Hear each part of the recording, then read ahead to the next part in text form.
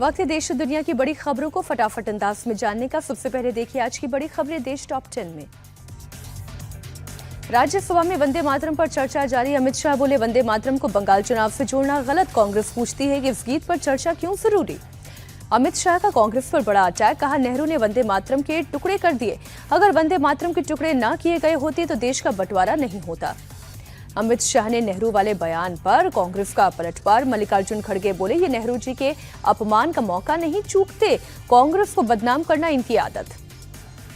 अरशद मदनी ने वंदे मातरम को मुस्लिमों की धार्मिक आस्था के खिलाफ बताया। कहा मुस्लिम सिर्फ अल्लाह की इबादत करता है। वंदे मातरम में देश की तुलना मां दुर्गा से की गई।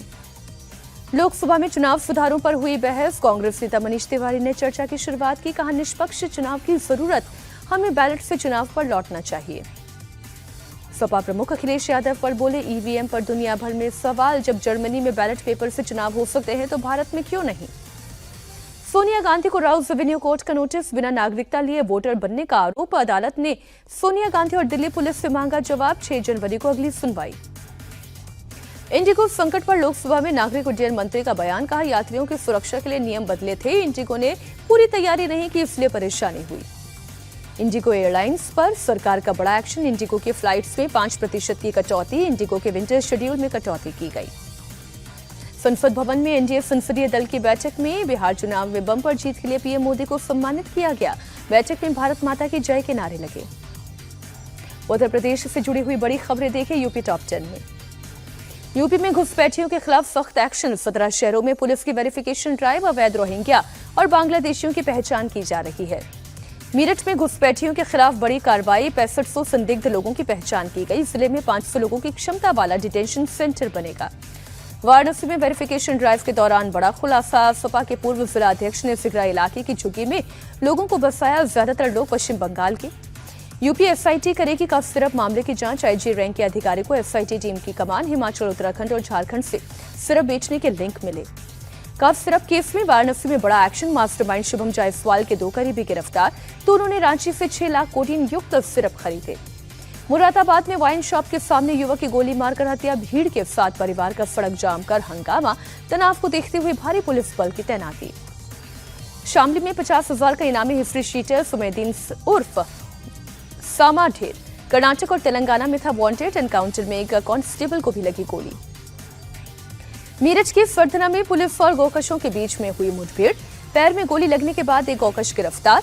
2 बदमाश अंधेरे का फायदा उठाकर फरार। बरेली में शादी समारोह का जश्न मातम में बदला। निकाह के बाद हर्ष फायरिंग में दूल्हे के दोस्त को गोली लगी। अस्पताल के रास्ते में ही दम तोड़ा। मिर्जापुर में ब्लेड कांड के फरार आरोपी पर 25,000 का इनाम। धर्म परिवर्तन से इनकार करने पर हिंदू लड़की पर ब्लेड से किया हमला। अब तक 9 लोग हुए गिरफ्तार। बिहार से लेकर महाराष्ट्र तक देश के बाकी राज्यों की खबरें देखिए राज्य टॉप 10 में। गोवा नाइट क्लब अग्निकांड में गुनहगार हुए फरार। हादसे के बाद बर्ज बाय रोमियो लेन क्लब के दोनों मालिक देश छोड़कर थाईलैंड भागे।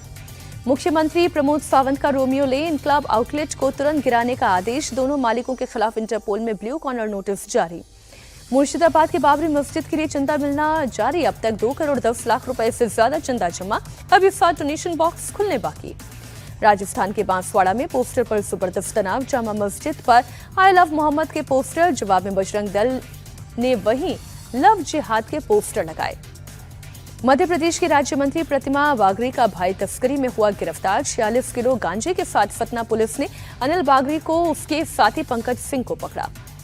पंजाब के तरनतारन में पुलिस और बदमाशों की मुठभेड़। वांटेड बदमाश सुखबीर उर्फ सुखा कोटली पुलिस की गोली लगने से ढेर हुआ। 2 पुलिसकर्मी घायल हुए।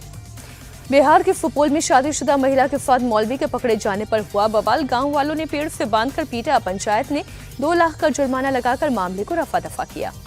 ओडिशा के मलकानगिरी में महिला की हत्या के बाद हुआ बवाल। गुस्साई भीड़ ने करीब 150 घरों में लगाई आग। इलाके में धारा 163 लागू। 24 घंटे के लिए इंटरनेट बंद।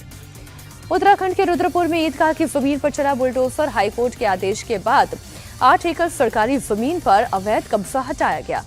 बिहार में भी ताबड़तोड़ बुलडोजर एक्शन जारी। छपरा से समस्तीपुर तक अतिक्रमण के खिलाफ कार्रवाई। सड़क के किनारे बने सैकड़ों अवैध दुकान और मकान ध्वस्त।